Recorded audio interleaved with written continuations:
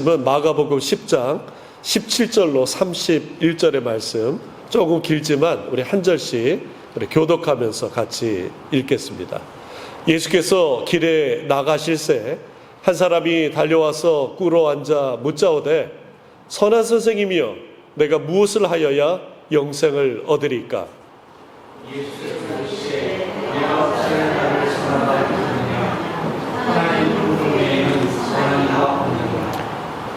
내가 계명을 안 하니 살인하지 말라, 간음하지 말라, 도둑질하지 말라, 거짓 증언하지 말라, 속여 빼앗지 말라, 내 부모를 공경하라 하였느니라.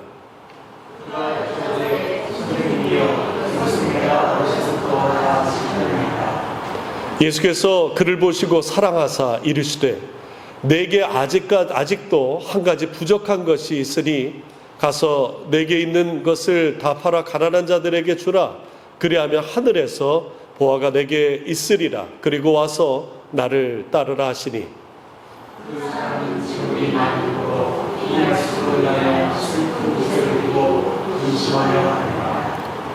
예수께서 둘러보시고 제자들에게 이르시되, 재물이 있는 자는 하나님 나라에 들어가기가 심히 어렵도다 하시니, 제자들이 그 말씀에 놀라는지라 예수께서 다시 대답하여 이르시되, 내가 하나님의 나라에 들어가기가 얼마나 어려운지.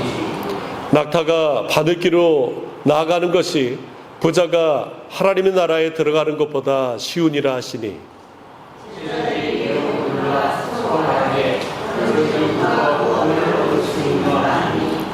예수께서 그들을 보시며 이르시되, 사람으로는 할 수 없으되 하나님으로는 그렇지 아니하니 하나님으로서는 다 하실 수 있느니라.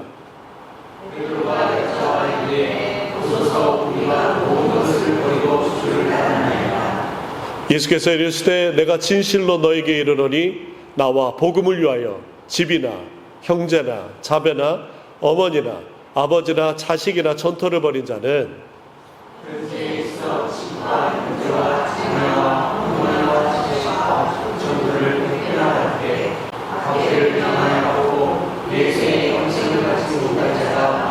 우리 함께 읽습니다. 그러나 먼저 된 자로서 나중되고 나중된 자로서 먼저 될 자가 많으니라. 하나님의 말씀입니다. 우리에게 주신 하나님의 귀한 은혜 감사드립니다. 오늘 마가복음 10장 한 사람이 나옵니다. 이 사람은 이제 예수님께 와서 영생에 대해서 묻습니다. 내가 무엇을 하여야 영생을 얻으리까? 내가 무엇을 하여야 영생을 얻겠습니까? 여러분들, 우리 읽으신 바와 같이 이 젊은 청년은 어떻게 됩니까? 예수님을 떠나게 돼요. 왜 이 청년은 예수님을 따르지 않게 되었을까? 누가복음에서는 이 청년을 관리라고 부릅니다. 그리고 마태복음에서는 청년이라고 부릅니다. 그러니까 조합하면은 이 사람은 젊은 관원입니다. 관리예요. 누가복음에서 얘기하는 관리는 우리가 생각하는 이런 공무원보다는 훨씬 높은 직급입니다. 지금으로 따지면은 재판관이에요. 형사법은 로마 식민지였기 때문에 로마가 갖고 있어서 종교법과 민사법을 재판하는 재판관이에요. 그 젊은 재판관입니다. 생각해 보세요. 젊고 또 재판 자리에 있고 또 거기에 재물까지 많은 사람이라고 그랬어요. 그러니 얼마나 이 사람이 뭐 좀 막대한 말로 보이는 게 없겠습니까? 유대 종교의 민사, 또 종교법, 또 그들의 모든 것들을 관할하는 그런 젊은 관리였어요. 아마도 이 사람은 사내들인 공회의 멤버일 가능성이 많이 있습니다. 예수님께서 마지막 그 생애를 십자가 지고 가시기 전에 사내들인 이 공회에서 재판을 받는 것을 보지 않습니까? 그 정도로 이 사내들이는 유대에 있어서 가장 최고의 어떻게 보면은 우리로 따지면은 의회일 수도 있고 법원일 수도 있고 그런 높은 자리입니다. 제가 저희 집이 97년도에 이제 IMF로 형님 사업이 이제 뒤집어지고 이제 길거리에 나앉게 됐는데 마지막 집을 건질 수 있는 유일한 길이 하나 생겼어요. 그것은 경매로 나온 이제 법원으로 넘어갔으니까 집이 경매로 나온 집을 저희가 다시 경매를 받는 방법이 있다고 하더라고요. 그래서 연락을 받고 이제 수원 저희 집 용인이었으니까 이제 수원 지방법원에 갔어요. 그때는 아주 추운 겨울이었어요. 근데 갔더니 부모님과 누님이 계셨어요. 저희 집에서 유일하게 받을 수 있는 그 경매를 신청할 수 있는 사람이 저만 남게 되었습니다. 그래서 신청을 하는데 저희 어머니가 어떤 낯선 사람하고 무슨 얘기를 이렇게 하더라고요. 그래서 저 사람 누구냐고 했더니 나중에 알고 봤더니 이 사람이 불법인 것 같은데 브로커였던 거예요. 경매하는 사람들 전부 다 얼마 써요? 그러면서 이렇게 하면서 자기에게 좀 돈을 더 주는 사람에게 좋은 정보를 주는 거였어요. 결과가 어떻게 됐을까요? 너무너무 초조하게 기다렸어요. 여러분들 생각하는 것 같이 저희가 되지가 않았어요. 아마 저희 어머니께서 이 브로커한테 별로 돈을 많이 안 준 것 같아요. 좋은 소스를 못 받은 것 같습니다. 근데 저희 집은 이제 길거리에 나앉게 됐어요. 이 법원의 그 권위라는 게 대단하더라고요. 땅땅땅 치면은 그냥 결정이 되는 거였습니다.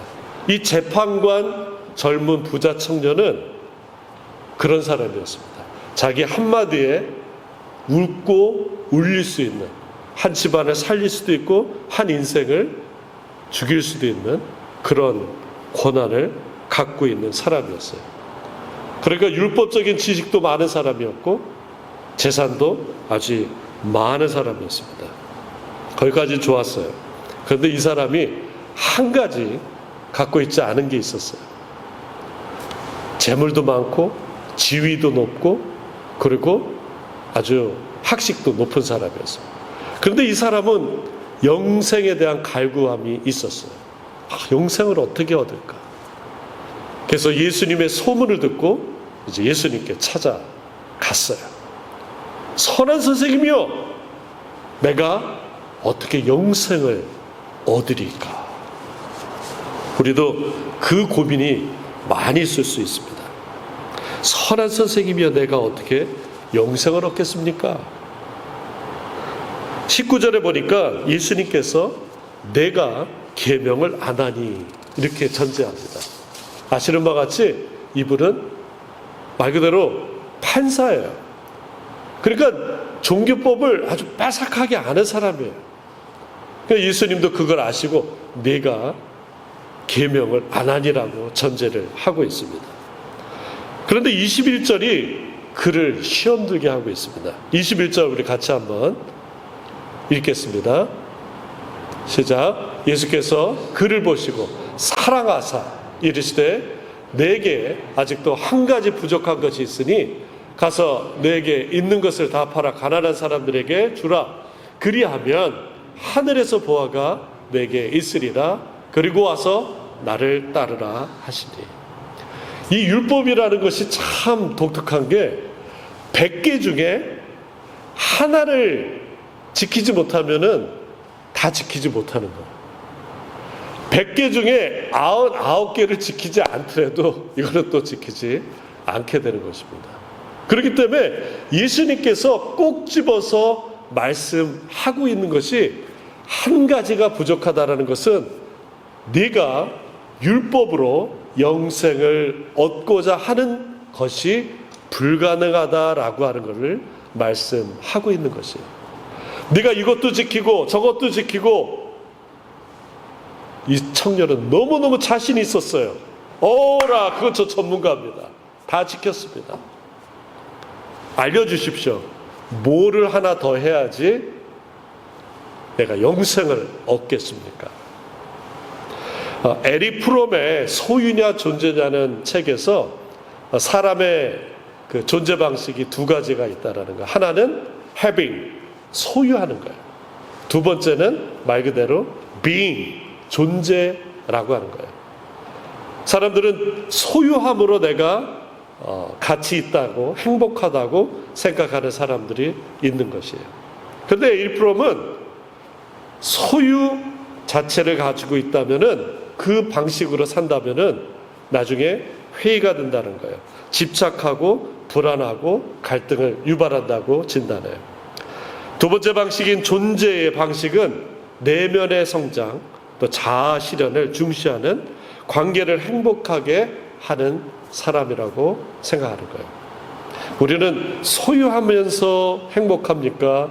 아니면 내가 무엇이 되기 때문에 행복하십니까? 1998년 서울올림픽 그 전후로 해가지고 이제 한국도 많이 발전하니까 개인 소형 카세트 테이프가 막 전 세계에서 히트했어요. 그 중에 소니의 워크맨이라는 그 제품, 여러분들 꼭 갖고 계셨었던 분도 계실 텐데 그 워크맨을 완전히 공전의 히트를 쳤어요. 그래서 워크맨이 있는 사람과 없는 사람으로 이렇게 나눠졌어요. 이후에 보니까 한국 삼성에서 마이마이라고 해가지고 좀 더 싸게 공급이 됐어요. 저는 그것도 없어가지고 제품 뭐 이름도 없는 것 같고 해가지고 듣고 다녔는데 그게 완전히 히트였습니다. 그래서 제 선배가 제가 대학 때 어느 선배 집에서 좀 얹혀 산 적이 있었는데 또 이렇게 보니까 그 선배 집에 좋은 그 카세트 그 플레이어가 있는 거예요. 형 이거 파나소닉이네. 야 이거 좋은 거 갖고 있어요. 근데 그 선배가 뭐 그렇게 뭐 얘기를 안 해요. 그래서 근데 상표를 가만히 보니까 파나소닉이 아니라 파나사운드더라고요. 그러니까 약간 좀 짝퉁이었던 거예요. 그래서 이렇게 또 보니까 가구 있잖아요. 이렇게 서랍장이 좋은 거야. 한국에서 보르네오라고 좋은 그 가구 있잖아요. 브랜드. 형 이거 가구도 좋네요. 그랬더니 또 별로 시큰둥해요. 그래서 자세히 보니까 보르네오가 아니라 모르네오더라고요. 그러니까 제대로 된 게 별로 없어 이분이. 우리는 소유함으로 인해서 내 가치를 더 드러낼 때가 있어요. 오늘 이 재판관 부자 청년 이 사람은 영생을 소유하고 싶었어요. 이거를 갖고 싶었어요. 돈, 명예, 그리고 지위, 권력도 갖고 있는 사람인데 이 영생을 어떻게 하면 갖고 싶을까? 가질 수 있는가? 그런 고민하고 있었던 것입니다. 그런데 예수님께서는 그렇게 말씀하고 있잖아요. 존재 자체를 말씀합니다. 예수를 따르는 제자로서의 삶을 제시하고 있습니다. 나를 따라오라는 것이에요. 21절 말씀에서도 예수님께서 보여주시는 제자의 모습은 나누고 그리고 나를 따르는 존재가 바로 예수의 제자다라고 하는 것입니다.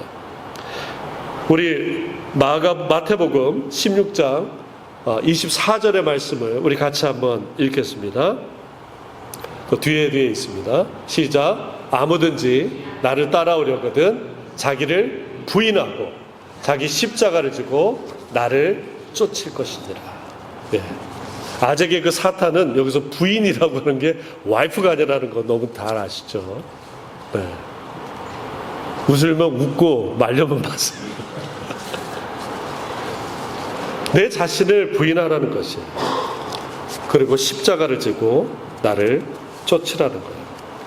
이 말은 자신을 믿지 말라는 것입니다. 여러분 흔히 우리가 어떤 말을 장담해요. 그냥 장담 있게 말해요. 근데 그 말을 우리가 지키지 못할 때가 너무나 많이 있어요. 오직 십자가를 지고 나를 따라오너라. 예수님을 따라오는 자, 그 마인셋은 소유하는 것이 아니라 말씀을 따라 순종하는 삶인 거예요. 이 재판관 부자 청년은 영생을 소유하기 원했어요. 어떻게 하면 영생을 갖게 될까?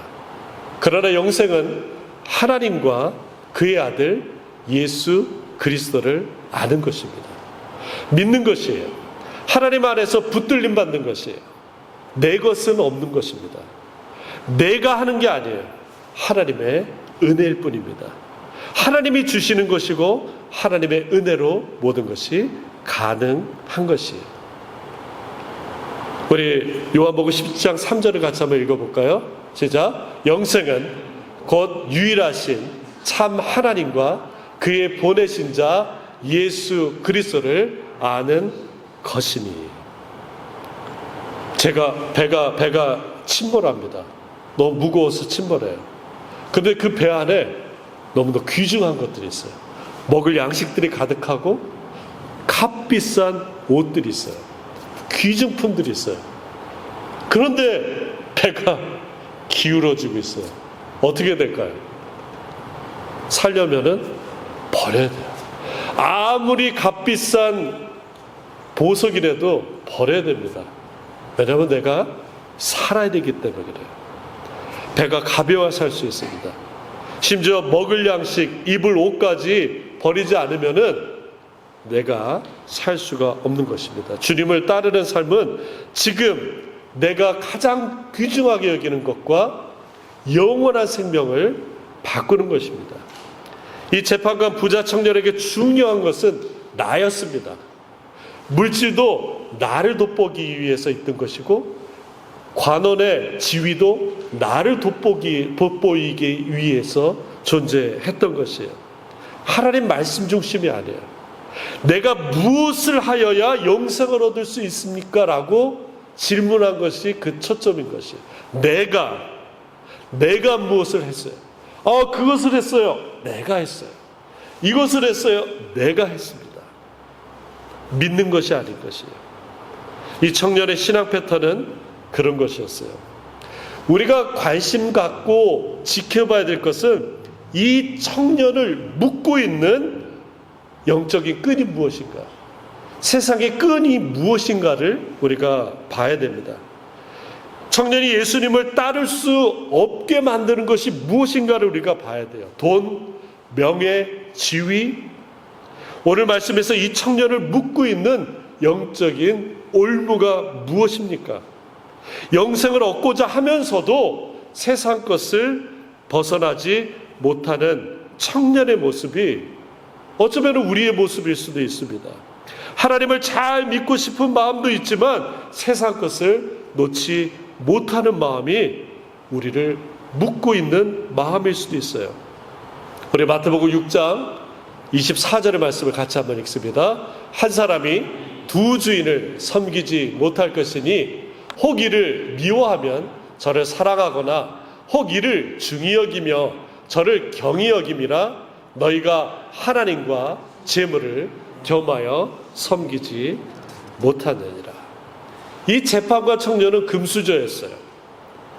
젊죠, 재물 많죠, 학식 많죠, 지위가 높은 재판관이었습니다. 그러나 이 청년에게 놓지 못하는 것들이 자기가 가지고 있는 모든 것들이었습니다. 그런 의미에서 이 청년은 먼저 된 자예요. 그러나 예수님은 시골, 저 갈릴리 나사렛 시골뜨기예요. 배운 것도 없어 보여요. 예수님은 나중된 자입니다. 우리 31절을 같이 한번 읽겠습니다. 그러나 먼저 된 자로서 나중되고 나중된 자로서 먼저 될 자가 많으니라. 그러면 이솝우화의 토끼와 거북이 이야기 모르는 사람 없을 거예요. 토끼와 거북이가 만났어요. 토끼가 자기 자랑을 하는 거예요. 빠름을 자랑합니다. 그리고 거북이의 느림을 비하해요. 야, 너 그것밖에 못 걷냐? 빨리 따라와봐. 그 얘기를 들은 거북이가 토끼한테 경주를 신청합니다. 왜 거북이가 먼저 신청을 했는지 모르겠어요. 토끼는 일찌감치 저 앞에 앞섰어요. 이렇게 보니까 뭐 반나절이 지나도 못 쫓아올 거예요. 피곤한 토끼가 한숨 자도 되겠다 싶어서 잠을 늘어지게 잡니다. 그 순간 거북이는 끊임없이 걷고 또 걷고 또 걷습니다. 그리고 토끼 앞을 추월합니다. 유치원생들도 다 알듯이 결과가 어떻게 되죠? 거북이가 승리하는 것이에요. 토끼는 먼저 된 자예요. 거북이는 나중된 자입니다. 근데 결국에는 나중된 자가 이길 수 있는 가장 큰 것은 자기 자신의 연약함을 인정하고 꾸준히 쉼 없이 간 것입니다. 어쩌면 토끼는 하나님의 말씀보다는 자기 자신을 믿고 내 능력과 내 힘과 내 지혜와 내 권한과 내 재물을 믿고 사는 사람인 것 같아요. 반면에 이 거북이는 느려 보이지만 하나님 말씀을 묵묵히 순종하면서 늦지만 계속 한 걸음 한 걸음 나아가는 나중된 자일 것이에요. 결과는 말씀에 순종하는 사람이 먼저 되는 것입니다. 먼저 된 자는 마치 단단한 바위 같아요. 어떤 누구도 건드리지 못하는 바위와 같아요. 나중된 자는 연약한 풀과 같습니다. 그러나 결국에는 나중된 자가 이 바위를 뚫고 올라갑니다. 우리 그림 하나 볼까요? 요즘은요 정말 대단한 것 같아요. 이 AI로 명령어를 쳤어요. 바위를 뚫은 식물의 그림을 그려주세요. 와, 그랬더니 저거를 그냥 조금 띵띵띵띵 하더니 그리더라고요. 좋으면서도 무서운 세상인 것 같아요. 그러니까 저같이 그림을 잘 못 그리는 사람은 아주 좋은 것 같아요. 단단해 보여요. 저 사람은 먼저 갔기 때문에 돈도 있고 건강도 있고 젊음도 있고 모든 걸 다 가진 저 사람을 쫓아갈 수 없을 거라고 우리는 자진 포기합니다. 어쩌면은 여러분 소식 듣고 제가 목회수상도 썼지만 우리나라 사람이 어떻게 노벨 문학상을 땄는지 저는 상상을 못해요. 어떻게 보면 저도 그 프레임에 갇혀 있었던 것 같아요. 어떻게 우리가. 근데 그를 뚫고 가는 거예요. 나중된 자가 먼저 되는 것은 하나님의 진리의 말씀이에요. 그래서 전제가 있어요. 나를 믿는 것이 아니라 오직 하나님의 말씀 가운데서 그 말씀 위에 서는 것입니다. 나중된 자는 견고한 바위를 뚫고 나오는 풀과 같습니다. 나는 연약해요. 나는 할 수 없어요. 나는 이렇게 아무것도 없어요. 건강도 없어요. 돈도 없어요. 아니에요. 하나님 말씀 위에 순종하는 사람이 결국에는 먼저 되는 줄 믿으시기 바랍니다. 여러분 찬송가 내 주는 강한 성이요. 내 주는 강한 성이요. 마틴 루터가 쓴 곡입니다. 마틴 루터가 썩어져가는 그 로마 카톨릭을 대항해서 싸웠어요. 종교개혁을 일으켰습니다. 당연히 어떻게 돼요? 종교개혁 잘했네 했겠습니까? 목숨의 위협을 갖게 되었습니다. 그가 95개분 방반문을 비텐베르크 성전에 10월 31일 날 붙이고 이제 본격적으로 싸우기 시작했어요. 바위의 벼랑 깨기죠. 될 수가 없어요. 그런데 그가 로마 카톨릭으로부터 이단 정죄를 받고 이제 독일 성주들 앞에서 자기의 신앙 고백을 하는 그런 시간이 있었습니다. 얼마나 떨렸겠어요. 그 모임을 가면서 그는 이 찬양을 불렀던 것입니다. 내 주는 강한 성이요 방패와 병기가 되시니 큰 환난 가운데서 우리를 구하여 내시리로다. 얘는 원수마귀는 내 그때도 힘을 써 모략과 권세로 무기를 삼으니 천하에 누가 당하느냐. 내 주는 강한 성. 풀은 약해요. 쓸모 없어 보여요. 그러나 그 약한 식물도 바위 틈을 뚫고 자랄 수 있는 것입니다. 우리는 연약한 풀꽃과 같습니다. 나중된 자들입니다. 먼저 된 자들은 세상에서 자기 가진 것을 의지합니다. 자기 힘을 의지합니다. 돈을 의지합니다. 권세를 의지합니다. 그러나 나중된 자들은 하나님의 은혜만을 구하는 사람이에요. 자신이 모르는 것을 인정합니다. 하나님의 은혜만을 의지하는 자, 그 자가 나중된 자입니다. 먼저 된 자는 세상에 갇혀 지낼 수가 있어요. 하나님의 은혜를 모를 때가 있어요. 왜냐하면 자기가 이미 다 모든 성을, 세계를 갖춰 놓았기 때문이에요. 그것밖에 몰라요. 하나님의 은혜가 공급되지 않아도 충분히 살만합니다. 그러나 그것이 전부인 거예요. 어느 날 하루살이가 메뚜기랑 놀았어요. 저녁 무렵이 되자 메뚜기가 하루살이한테 인사를 하는 거예요. 야, 오늘 이제 그만 놀고 내일 보자. 그랬더니 하루살이가 눈이 동그래져가지고 물어요. 내일이 뭐야? 메뚜기가 깜깜한 밤이 지나고 다시 밝아지는 게 내일이야. 하루살이는 몰라요.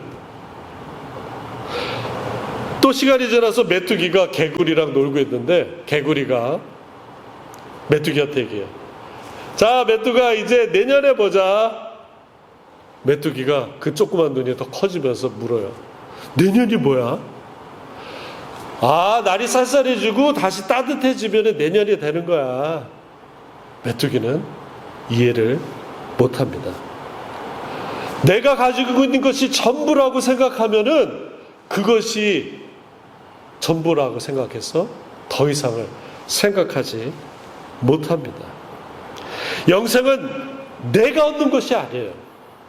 영생은 오직 그리스도 예수의 십자가를 통해서 가능한데 예수 그리스도 안에서 완전한 자로 거듭날 때 영생을 경험하는 것입니다. 하나님이 사람에게 영생을 허락하셨어요. 아까 우리 읽은 요한복음 17장 3절을 다시 한번 우리 보겠습니다. 요한복음 17장 3절. 영생은 곧 유일하신 참 하나님과 그의 보내신 자 예수 그리스도를 아는 것이니라. 자기를 부인하고 자기의 십자가를 지고 주님을 따르는 자, 그 자가 나중된 자요, 그 자가 영생을 소유하는 자요, 그 자가 먼저 되는 자들입니다. 베드로는 예수님의 대표적인 제자였어요. 그러나 예수님을 3번이나 부인하고 자신의 수치스러움을 복음서에서 아주 가감없이 드러냅니다. 그러나 그는 복음을 전하다 AD 64년 네로 황제가 기독교를 핍박할 때 그는 십자가에 거꾸로 매달라 순교했습니다. 베드로의 형제 안드레는 AD 70년경에 순교했어요. 예수님과 같이 똑바로 십자가에 못 박힐 수 없다고 해서 땅에 눕힌 채 X자 모양으로 매달린 채 순교했습니다. 스코틀랜드의 국기가 X인 것이 바로 야고보의 십자가를 본받았다고 합니다. 빌립은 AD 54년경에 십자가에 달려 순교했어요. 나다네일이라고 불리는 바돌로메는 돌에 맞은 후 십자가에 달려 죽었습니다. 마테와 도마는 창에 찔려 죽었고 알페의 아들 야고보는 유대인에게 돌로 맞아 죽었습니다. 다데오 역시 십자가에 달려 죽었고 가롯 유다를 대신한 마띠아 역시 돌에 맞고 목베임을 당하는 참수형을 당하게 됩니다. 우리가 우리의 눈으로 볼 때, 세상 눈으로 볼 때 제자들은 의미 없는 개죽음을 당한 것처럼 보입니다. 그러나 제자들은 예수님의 말씀처럼 자기를 십자가를 지고 예수의 길을 따라갔습니다. 예수의 길을 따라갔기 때문에 영광스러운 부활을 기대합니다. 예수의 길을 따라갔기 때문에 하늘에서 보화가 넘칠 줄 믿습니다. 마지막으로 요한 웨슬리 목사님의 기도문을 읽으면서 말씀을 마치고자 합니다. 요한 웨슬리 목사님의 산 제물로 드립니다라는 기도문이에요. 오 하나님, 땅과 하늘의 주인이신 당신께 제가 무엇을 바치리까? 제 마음과 영혼과 육체를 바치오니 거룩한 산 제물로 받아 주소서. 지금 받으시는 것이 저의 모든 것입니다. 나의 하나님, 당신은 이제 제 영혼을 가지셨습니다. 더 이상 저는 제 것이 아니라 당신의 것입니다. 당신의 것을 지키시고 크신 손으로 움켜 잡으소서. 희망으로 흥겹게 하시고 사랑으로 불타게 하소서. 당신께서 제 마음을 가지셨으니 끝날까지 하나님의 영광을 나타내 주소서. 당신은 이제 제 영혼을 가지셨습니다. 더 이상 제 것이 아니라 당신의 것입니다. 우리는 영생을 소유하는 것이 아닙니다. 우리가 하나님의 소유가 되는 것이에요. 이것은 멀리 떠났던 아들이 다시 아버지 하나님께로 돌아오는 것입니다. 아버지 하나님께로 가는 것입니다.